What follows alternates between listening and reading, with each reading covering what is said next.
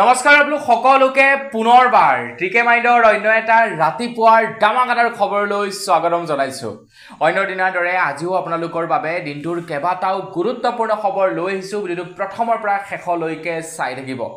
আগৈছো যে প্ৰথম খবৰটোৰ ফালে প্ৰথম খবৰটোৱে ওলাইছে পংকজ পাঠকৰ ওপৰত। পংকজ পাঠকক হয়তো এতিয়া নোবেল বঁটা দিব পাৰে। অসমৰ মুখ্যমন্ত্ৰী ডক্টৰ হিমন্ত বিশ্ব শৰ্মাদেৱে কৈছে যে পংকজ পাঠকৰ ঔষধ লগাই যদি সঁচাকৈ মানুহৰ চুলি গজে তেন্তে তেখেতক নোবেল বঁটা দিব লাগিব বা তেখেতে নোবেল বঁটা পাব লাগিব। মন্ত্ৰী হিমন্ত বিশ্ব শৰ্মাদেৱে কৈছে যদিহে সঁচাকৈ পংকজ পাঠকৰ ঔষধত চুলি গজে তেনেহলে মন্ত্ৰী হিমন্ত বিশ্ব শৰ্মাদেৱেও কোনো ঔষধ লগাবলৈ যাব পংকজ পাঠকৰ ওচৰত। কাৰণ মন্ত্ৰী হিমন্ত বিশ্ব শৰ্মাদেৱৰো চুলিৰ যথেষ্ট অভাৱ। আপোনালোকে হয়তো নিশ্চয় দেখিছে তেখেতো এজন টপা ব্যক্তিৰ লিষ্টতেই পৰে। গতিকে বেলেগ মানুহবিলাকৰ যদি চুলি গজে তেন্তে মন্ত্ৰী হিমন্ত বিশ্ব শৰ্মাদেৱে গৈ পংকজ পাঠকৰ ঔষধ লগাব বুলি কৈছে। আৰু সঁচাকৈ যদি পংকজ পাঠকৰ ঔষধ লগাই চুলি গজে তেনেহলে পংকজ পাঠকে নোবেল বঁটা পাব লাগে বুলি জনাইছে মন্ত্ৰী হিমন্ত বিশ্ব শৰ্মাদেৱে। কি ক'ব আপোনালোকে এই সম্পৰ্কত কমেন্ট সেকশনত কমেন্ট এটা কৰি জনাবলৈ নাপাহৰিব। আগৈছো ইয়াৰ পাছৰটো খবৰ ফালে। ইয়াৰ পাছৰ খবৰটো ওলাইছে মন্ত্ৰী জয়ন্ত মল্ল বৰুৱাৰ ওপৰত। মন্ত্ৰী জয়ন্ত মল্ল বৰুৱাক যেন বিতৰ্কই লগ নেৰা হৈছে। খবৰ ওলাইছে টিহুৰ পৰা। যোৱাকালি তেখেতে টিহু মহাবিদ্যালয়লৈ গৈছিলে আৰু টিহুৰ মহাবিদ্যালয়লৈ যাওঁতে তেখেতে অধ্যক্ষৰ আসনত বহিলে আৰু অধ্যক্ষক তেখেতৰ ওচৰৰ চকীখনত বহাই ৰাখিলে। আৰু ইয়াকে লৈ বৰ্তমান সময়ত সংবাদ মাধ্যমৰ চৰ্চা চলি আছে জয়ন্ত মল্ল বৰুৱাৰ ওপৰত। সেই সময়তে লুৰিণজ্যোতি গগৈ ডাঙৰীয়াই কটাক্ষ কৰি কৈছে যে মাটি বেদখল কৰাৰ দৰে বিজেপিয়ে শিক্ষাগুৰুৰ চকীও বেদখল কৰিব বিচাৰিছে। মানে মন্ত্ৰী জয়ন্ত মল্ল বৰুৱাৰ বিতৰ্কই লগ নেৰা হৈছে। তেখেতৰ হয়তো চাগে কিবা শনি লাগিছে। মোৰ মতে কোনোবা এজন জ্যোতিষীক দেখুৱাই তেখেতে অকণমান পূজা পাতল কৰিব লাগে, নহ'লে ইমান বিতৰ্ক। প্ৰথমতে আহি গ'ল আপোনাৰ সেই মাটিৰ বিতৰ্ক, তাৰপাছত আহিলে গীৰ গাইৰ বিতৰ্ক, এতিয়া আকৌ আহিছে ঘৰৰ বিতৰ্ক, সম্পত্তিৰ বিতৰ্ক, আকৌ এতিয়া নতুনকৈ এটা বিতৰ্ক ওলাই পৰিছে। তো তেখেতে বহিলে গৈ অধ্যক্ষৰ চকীত আৰু সেইটোৱে বৰ্তমান বিতৰ্কৰ সৃষ্টি হৈ আছে গোটেই অসমত। আগৈছো ইয়াৰ পাছৰটো খবৰ ফালে। ইয়াৰ পাছৰ খবৰটো ওলাইছে বিহাৰৰ পৰা। বিহাৰত খুব সোনকালে অনুষ্ঠিত কৰা হ'ব বিধানসভা নিৰ্বাচন। তো বিধানসভা নিৰ্বাচনত এইবাৰ কংগ্ৰেছে শাসন দখল কৰিবৰ কাৰণে যিমান পাৰে তেওঁলোকে চেষ্টা কৰি আছে। বিহাৰত তেওঁলোকে প্ৰচাৰ অভিযান চলাইছে যে বিহাৰত প্ৰত্যেকগৰাকী মহিলাকে প্ৰত্যেক মাহে 2500 টকাকৈ দিব কংগ্ৰেছ পাৰ্টিয়ে। দিয়া নিদিয়া সেইটো পাছৰ কথা। তেওঁলোকে প্ৰচাৰ চলাইছে 2500 টকাকৈ বিহাৰৰ প্ৰত্যেকগৰাকী মহিলাকেই প্ৰত্যেক মাহে প্ৰদান কৰিব বুলি জনাইছে। তাৰ লগে লগে এতিয়া বিহাৰৰ পৰা খবৰ ওলাইছে বিহাৰত মহিলাসকলক নেপকিন বিতৰণ কৰা হৈছে। আৰু সেই নেপকিনত ফটো আছে ৰাহুল গান্ধীৰ। ৰাহুল গান্ধীৰ ফটো সংলগ্ন এতিয়া নেপকিন বিতৰণ কৰিছে বিহাৰত। আৰু এতিয়া এইটো এটা চৰ্চাৰ বিষয় হৈ পৰিছে সামাজিক মাধ্যমত। বাপেকে নেপকিনতো লগাই দিলে ৰাহুল গান্ধীৰ ফটো। মানে চৰকাৰ ফালৰ পৰা দিছে, বিনামূলীয়াকৈ দিছে, সেইবিলাক পইচাৰ বিনিময়ত নহয়, কিন্তু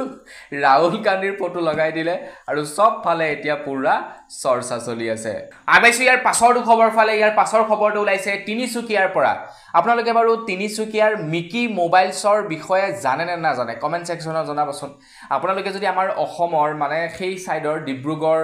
ধেমাজি, চিলাপথাৰ সেই সাইডৰ যদি ইউটিউবাৰবিলাকৰ ভিডিঅ' আপোনালোকে ফলো কৰে তেনেহ'লে নিশ্চয় মিকি মোবাইলছক চিনি পায়। কিয়নো তেওঁলোকে ইমানেই মিকি মোবাইলছক প্ৰচাৰ কৰিলে। মিকি মোবাইলছৰ হাতত বৰ্তমান সময়ত অজস্ৰ ধন সম্পত্তি হ'ল। বিৰাটেই পপুলাৰ বৰ্তমান সময়ত আমাৰ উজনিৰ ফালে সাংঘাতিক পপুলাৰ মিকি মোবাইলছ। এতিয়া মিকি মোবাইলছৰ স্বত্বাধিকাৰীৰ ওপৰত খবৰ ওলাইছে যে তিনিচুকীয়াৰ বিতৰ্কিত মোবাইল ব্যৱসায়ী মজিদ আখতাৰৰ ওৰফে মিকিৰ বাসগৃহত আৰক্ষীৰ অভিযান, 2টাকৈ পিষ্টল আৰু এখন বিলাসী বাহনসহ মিকিক আটক কৰিছে বুলি খবৰ ওলাইছে। মানে তেখেতৰ যিটো এপাৰ্টমেণ্ট আছিলে সেই এপাৰ্টমেণ্টটোত আজিৰ পৰা কেইদিনমান পূৰ্বে এটা ঘটনা সংঘটিত হৈছিলে এজন অসমীয়া যুৱকৰ সৈতে। তো তাৰ পাছতেই এতিয়া তেখেত বিতৰ্কৰ মাজলৈ আহে আৰু বিতৰ্কই ইমান দূৰলৈকে তেখেতক ঠেলি লৈ যায় তেখেতৰ ঘৰত আৰক্ষীয়ে অভিযান চলাৰ পাছত তেখেতৰ ঘৰত পিস্তল সহ ধন টকা পইচা নগদ ধন উদ্ধাৰ কৰে আৰু সেই এপাৰ্টমেণ্টটোৰ যিমানবিলাক নেকি মানুহৰ মানে দোকান আছিলে প্ৰত্যেক দোকানে এতিয়া আৰক্ষীয়ে তালাচী চলাইছে বুলি খবৰ ওলাইছে আগেছি ইয়াৰ পাছৰটো খবৰ ফালে ইয়াৰ পাছৰ খবৰটো ওলাইছে ধুবুৰী ডিষ্ট্ৰিক্টৰ পৰা ধুবুৰী ডিষ্ট্ৰিক্টত হেনো এতিয়া একেদিনাখনেই বোলে প্ৰায় 39 গৰাকী এছআই আৰু এএছআইক বদলিৰ নিৰ্দেশনা প্ৰদান কৰিছে এছএছপি লীনা দলে খবৰ লোৱা অনুসৰি বিলাসীপাৰা আৰু সাপ্তাগ্ৰামৰ 2 এএছআই তপন ডেকা আৰু সঞ্জীৱ মজুমদাৰক ৰিজাৰ্ভ ক্লজলৈ প্ৰেৰণ কৰা হৈছে বুলি খবৰ ওলাইছে এটা গোটেই ঘটনাটোৰ সম্পৰ্কে এতিয়ালৈকে গম পোৱা নাই কিয় এনে ধৰণৰ হঠাৎ বদলীকৰণ কৰা হ'ল ধুবুৰীত নেকি যি ঘটনা সংঘটিত হৈছিল সেইবাবেও হ'ব পাৰে মানে ধুবুৰীত আৰু বৰ্তমান উচ্ছেদ অভিযান চলি আছে তাৰ আগত আপোনাৰ সেয়া মাংস উদ্ধাৰ হৈছিল সেইবিলাকৰ বাবেও হ'ব পাৰে বৰ বিশেষ ভালকৈ নাজানো বাৰু যি কি নহওক একেদিনাখনেই প্ৰায় 39 জনকৈ আৰক্ষীক বদলীকৰণ কৰা হৈছে ধুবুৰীৰ পৰা আগেছি ইয়াৰ পাছৰটো খবৰ ফালে ইয়াৰ পাছৰ খবৰটো ওলাইছে বিশিষ্ট গায়ক মানস ৰবিনৰ ওপৰত তো মানস ৰবিন ডাঙৰীয়াই যোৱাকালি তেখেতৰ ফেচবুক পেজত ঘোষণা কৰে যে তেখেতে ডিব্ৰুগড় বগীবিল দলং হৈ ধেমাজি হৈ লখিমপুৰত উপস্থিত হ'ব বুলি জনাইছে লখিমপুৰত যি নেকি এক ঘটনা সংঘটিত হৈছিলে খিলঞ্জিয়াক বেদখল কৰিছিলে আমাৰ লখিমপুৰ ডিষ্ট্ৰিক্টত আৰু তাৰ লগতে সেই গুণগুণ নামৰ ছোৱালীজনীক এদিনৰ সময়ও নিদিছিলে কঠিয়াখিনি উঠাই ল'বৰ বাবে কঠিয়াসহ নষ্ট কৰি পেলাইছিলে সেই খবৰটো আপোনালোকে নিশ্চয় জানেই তাৰ ওপৰতো খবৰ আছে এইটো ভিডিঅ'ত শেষলৈকে চাই থাকক তো মানস ৰবিন ডাঙৰীয়া এতিয়া উপস্থিত হ'ব লখিমপুৰত অৰ্থাৎ আজি লখিমপুৰত উপস্থিত হ'ব আপুনি যদি লখিমপুৰৰ পৰা চাই আছে তেখেতক আপোনালোকে সহায় সহযোগ কৰিব পাৰে মানস ৰবিন ডাঙৰীয়াই কৈছে যে 6 জুলাই ৰবিবাৰে পুৱা 10 বজাত ধেমাজিৰ সাৰ্কিট হাউচত উপস্থিত হ'ব আৰু দিনৰ 12 বজাত লখিমপুৰ ত্যাগ ক্ষেত্ৰত উপনীত হ'ব বুলি জনাইছে গতিকে আপোনালোকে যদি লগ কৰিব বিচাৰে মানস ৰবিনক তেখেতক সহায় সহযোগিতা আগবঢ়াব বিচাৰে তেন্তে দিনৰ 12 বজাত আপোনালোকে লখিমপুৰ ত্যাগ ক্ষেত্ৰত উপস্থিত থাকিব লাগিব আগেছি ইয়াৰ পাছৰটো খবৰ ফালে ইয়াৰ পাছৰ খবৰটো ওলাইছে অৰুণোদয় আঁচনিৰ ওপৰত আপোনালোকে অৰুণোদয় আঁচনিৰ ধন লাভ কৰে নেকি কমেন্ট সেকশনত জনাব যিসকল লোকে নেকি অৰুণোদয় আঁচনিৰ ধন লাভ নকৰে তেওঁলোকৰ কাৰণে এটা বিৰাটেই ভাল খবৰ ওলাইছে এতিয়া আমাৰ অসমৰ বিভিন্ন গাঁৱে ভূঞে যিবিলাক নেকি মিটিং হ'ব যিবিলাক গাঁও সভা হ'ব সেই গাঁও সভাবিলাকত আপোনালোকে গ'লেই এতিয়াৰে পৰা অৰুণোদয় আঁচনিৰ কাৰণে আবেদন কৰিব পাৰিব বুলি জনাইছে ডকুমেন্ট কি লাগিব ডকুমেন্ট বৰ বিশেষ বেছি একো নালাগে প্ৰথমে আপোনালোকক Aadhaar card PAN card ration card bank passbook আপোনালোকৰ ফটো তো এই কেইটা ডকুমেন্ট হৈ গ'ল মেইন ডকুমেন্ট হৈ গ'ল ৰেচন কাৰ্ড লাগিবই তো বাকি কেইটা ডকুমেন্ট আপোনালোকে যোগাৰ কৰি গাঁও সভাবিলাকলৈ যাব এতিয়াৰে পৰা আপোনালোকৰ গাঁৱত যেতিয়া গাঁও সভা অনুষ্ঠিত কৰে গাঁও সভাত যাব আৰু আপোনালোকে আবেদন কৰিব পাৰিব অৰুণোদয় আঁচনিৰ কাৰণে এটো খবৰটো জানি বাৰু আপোনালোকৰ কেনেকুৱা লাগিলে জনাব যদি ভাল লাগিছে লাইক এটা কৰি থৈ যাব আগেছি ইয়াৰ পাছৰটো খবৰ ফালে ইয়াৰ পাছৰ খবৰটো ওলাইছে লখিমপুৰৰ গুণগুণৰ ওপৰত লখিমপুৰৰ গুণগুণক লৈ এতিয়া একাংশই কৰিবলৈ আৰম্ভ কৰিছে ৰাজনীতি লখিমপুৰৰ গুণগুণৰ খবৰ ললে গৌৰৱ গগৈ লখিমপুৰৰ গুণগুণৰ খবৰ ললে অখিল গগৈ ডাঙৰীয়া এতিয়া একাংশ বিজেপি কৰ্মীয়ে প্ৰচাৰ কৰি আছে যে এইটো এটা পাব্লিসিটি ষ্টান্ট আছিল গুণগুণৰ বাবে আৰু এইটো এটা বিজেপি পাৰ্টিক হেয় প্ৰতিপন্ন কৰিবৰ কাৰণে কংগ্ৰেছৰ ছাল আছিল বুলি বৰ্তমান সময়ত প্ৰচাৰ কৰি আছে একাংশ বিজেপিৰ কৰ্মীয়ে আমাৰ লখিমপুৰৰ পৰা যদি এই ভিডিওটো আপোনালোকে চাই আছে নিশ্চয় আপোনালোকে তেনে ধৰণৰ বিভিন্ন ভিডিও যিবিলাক ভিডিওত নেকি গুণগুণক হেয় প্ৰতিপন্ন কৰা হৈছে আৰু লগতে গৌৰৱ গগৈ আৰু অখিল গগৈ তুচ্ছতাচ্ছিল্য মন্তব্য কৰি এইটো গৌৰৱ গগৈ তথা অখিল গগৈৰ সাল বুলি উল্লেখ কৰিছে তো সেই সম্পৰ্কে ডিটেইলছত আপোনালোকক পাছৰ খবৰটো জনাম বাৰু কিন্তু খবৰটো হৈ গ'ল কি একাংশ লোকে কৈছে যে গুণগুণৰ এইটোটা পাব্লিসিটি ষ্টান্ট আছিল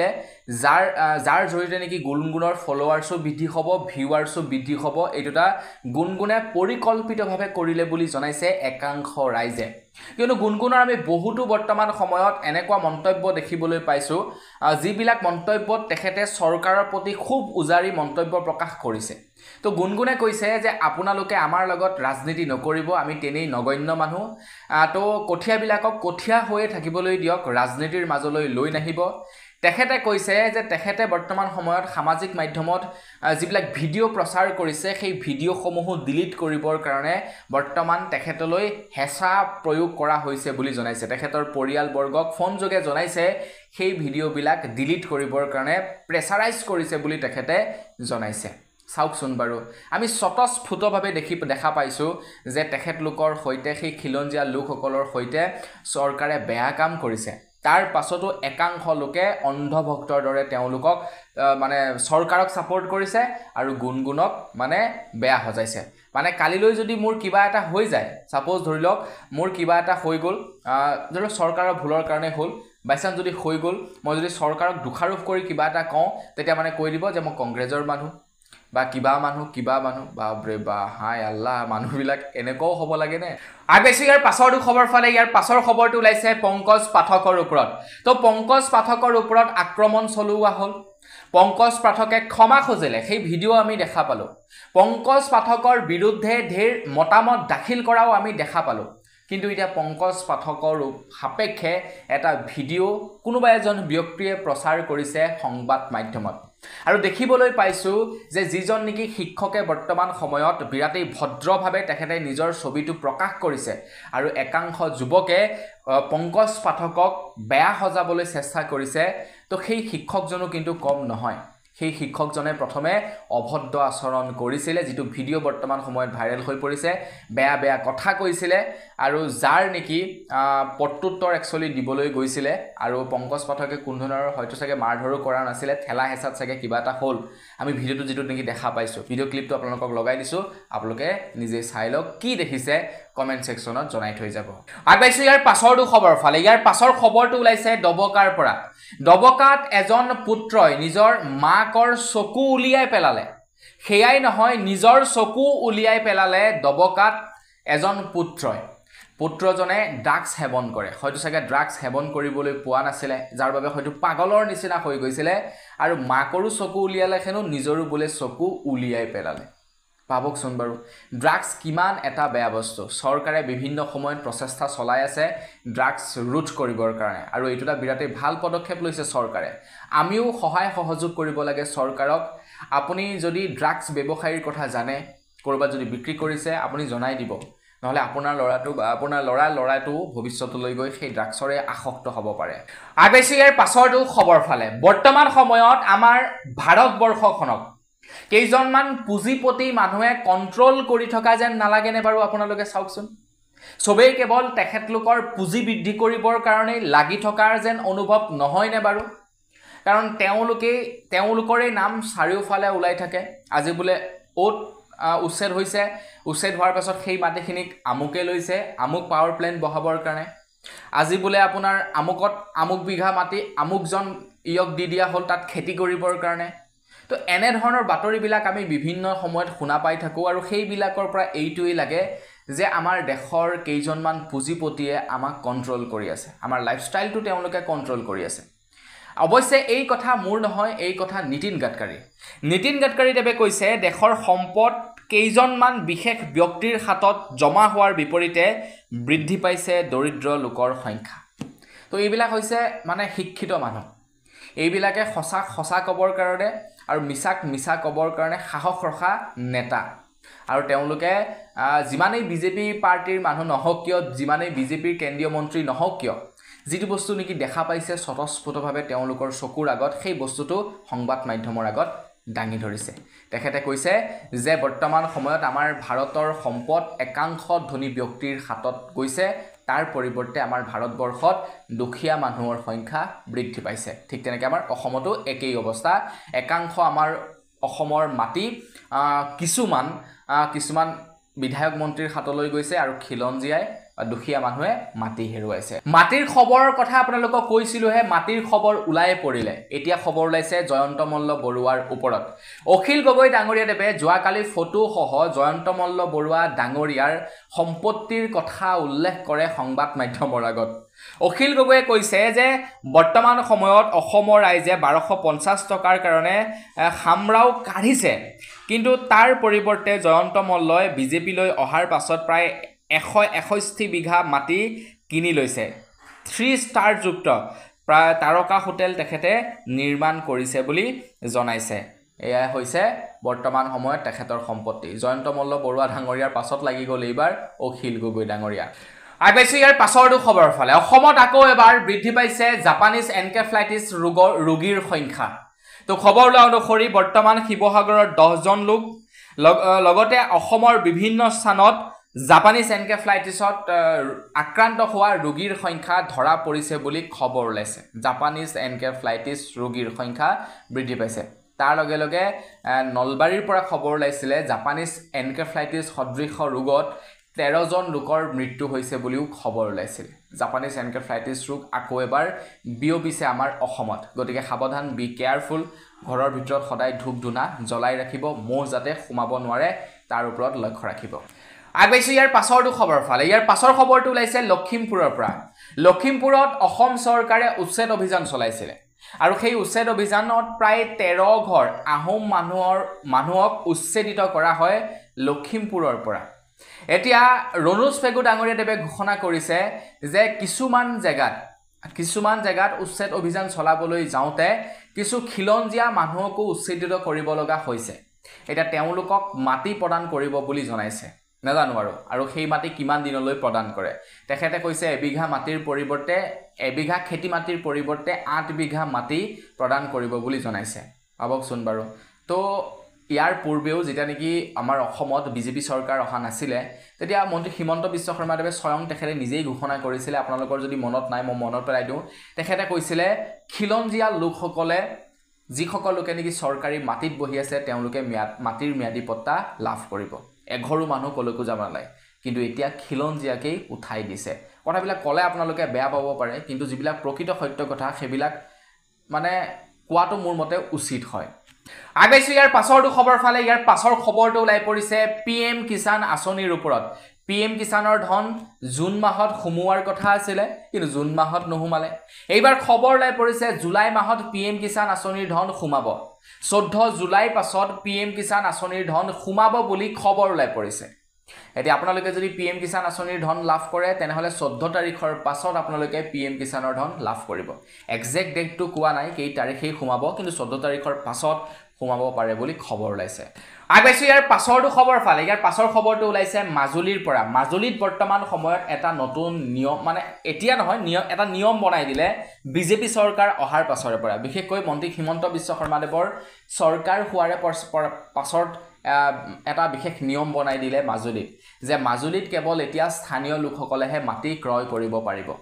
কিন্তু আপোনালোকে শুনিলে আচৰিত হ'ব মাজুলীটো হেনু মন্ত্ৰী হিমন্ত বিশ্ব শৰ্মাদেৱৰ পত্নী ৰিণিকী ভূঞা শৰ্মাৰ প্ৰায় 18 বিঘা মাটি আছে প্ৰায় 18 বিঘা মাটি এতিয়া মন্ত্ৰী হিমন্ত বিশ্ব শৰ্মাদেৱ হয়তো কেনেকৈ স্থানীয় ৰাইজ হ'ল আপোনালোকে সুধিব পাৰে কিন্তু কথাটো হৈ গ'ল মন্ত্ৰী হিমন্ত বিশ্ব শৰ্মাদেৱে মাটি ক্ৰয় কৰাৰ পাছতহে তেনে ধৰণৰ এটা নিয়ম উলিয়াইছে বুলি ডাক্ৰছ কাৰেণ্টে উল্লেখ কৰিছে মন্ত্ৰী হিমন্ত বিশ্ব শৰ্মাদেৱে কৈছে যে দলং কেইখন হৈ যোৱাৰ লগে লগে মাজুলীৰ মাটিৰ দাম বৃদ্ধি পাই যাব আৰু সেইবাবে তেখেতে হয়তো আগতীয়াকৈ 18 বিঘা মাটি কিনি থৈ দিছে আগবাইছো ইয়াৰ পাছৰটো খবৰ ফালে গুৱাহাটী মহানগৰীত আকৌ এখন মুকলি কৰা হ'ব উৰণীয়া সেতু এইবাৰ ডাউনটাউনত নতুনকৈ নিৰ্মাণ কৰা উৰণীয়া সেতু আজি নিৰ্মাণ কৰা হ'ব আৰু সেই ডাউনটাউন উৰণীয়া সেতু আৰু তাৰ লগতে সুপাৰ মাৰ্কেটৰ সন্মুখত থকা উৰণীয়া সেতুকেইখনক ৰজা ভগদত্তৰ নামেৰে নামকৰণ কৰা হ'ব বুলি জনাইছে ভগদত্ত প্ৰথম আৰু ভগদত্ত দ্বিতীয় নামেৰে নামকৰণ কৰা হ'ব ডাউনটাউন আৰু লগতে সুপাৰ মাৰ্কেটত থকা ফ্লাই অভাৰ কেইখনৰ নামবিলাক চেঞ্জ কৰি দিছে আগবাইছো ইয়াৰ পাছৰটো খবৰ ফালে ইয়াৰ পাছৰ খবৰটো ওলাইছে লখিমপুৰৰ গুণগুণৰ ওপৰত তো মই আপোনালোকক কৈছোৱেই বৰ্তমান সময়ত বিজেপিৰ একাংশ কৰ্মীয়ে প্ৰচাৰ কৰি আছে যে গুণগুণে যিটো নেকি কাম কৰিলে সেই কামটো পাব্লিচিটি ষ্টাণ্টৰ বাবেও হ'ব পাৰে কাৰণ তেখেতে সোশ্যাল মিডিয়া এজন ইনফ্লুৱেঞ্চাৰ তেখেতৰ ভিউজ বাঢ়িছে ফলোৱাৰ্ছ বাঢ়িছে আৰু তাৰ লগে লগে কংগ্ৰেছে এইটো হয়তো পৰিকল্পিতভাৱে কৰিবও পাৰে কাৰণ কংগ্ৰেছৰ সভাপতি গৌৰৱ গগৈ ডাঙৰীয়াই ফোন কৰি তেখেতৰ খবৰ লৈছিলে গৌৰৱ গগৈ ডাঙৰীয়াই হয়তো পৰিকল্পিতভাৱে তাতে খেতি কৰিবৰ কাৰণে চাগে দিছিলে যাতে পাছলৈ যেতিয়া নেকি উচ্ছেদ হ'ব সেই সম্পৰ্কত হয়তো চাগে আপোনাৰ তেওঁলোকে সিম্পেথি ল'ব পাৰিব অকল সেয়াই নহয় তেখেতলোকে এইটো এলিগ্ৰেশ্যন লগাইছে অভিযোগ আনিছে গুণগুণৰ ওপৰত যে গুণগুণৰ ঘৰৰ মানুহে হয়তো 20-30 বিঘা মাটিও তেওঁলোকে বেদখল কৰি থাকিব পাৰে চৰকাৰী মাটি বাৰু ঠিক আছে মানি ললো 20-30 বিঘা মাটি চৰকাৰ তেওঁলোকে যেনিবা বেদখল কৰিয়ে আছে আজি গুণগুণৰ সাধাৰণ কথাটোত আপোনালোকে মাত মাতিছে জয়ন্ত মল্ল বৰুৱাৰ নামত 161 বিঘা মাটিৰ কেলেংকাৰী ওলাইছে জয়ন্ত মল্ল বৰুৱাৰ পত্নীৰ নামত 50 লাখ টকাৰ ৰাজসাহায্য মুকলি হৈছে আজিৰ পৰা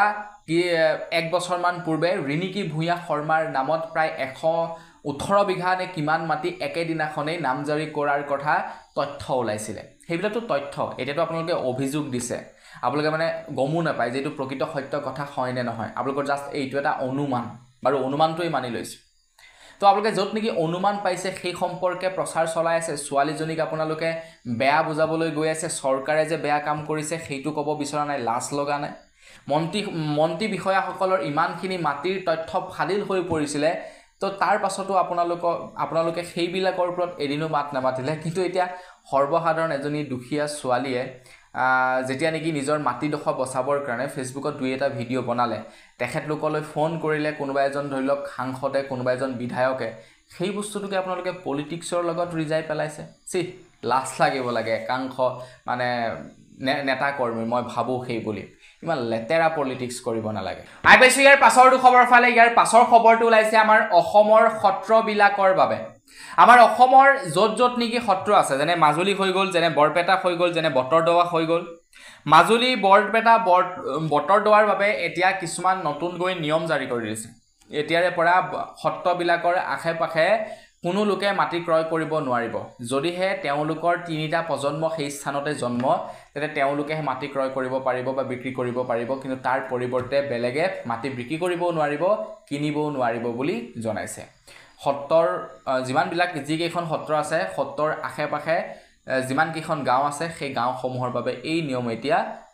প্ৰযোজ্য কৰিছে আমাৰ অসমত আগৈছে একেবাৰে শেষৰটো খবৰৰ ফালে আমাৰ অসমত বৰ্তমান সময়ত গোমাংসৰ বিতৰ্ক চলি আছে গোমাংস বিতৰ্ক চলি থকাৰ মাজতেই গোমাংসৰ ওপৰতে ওলাইছে একেবাৰে শেষৰ খবৰটো আপোনালোকে শুনিলে আচৰিত হ'ব যিখন ভাৰতবৰ্ষত বৰ্তমান সময়ত বিজেপিয়ে গোমাংসক লৈ বৰ্তমান সময়ত মানে গোমাংসক বিৰোধিতা কৰি আছে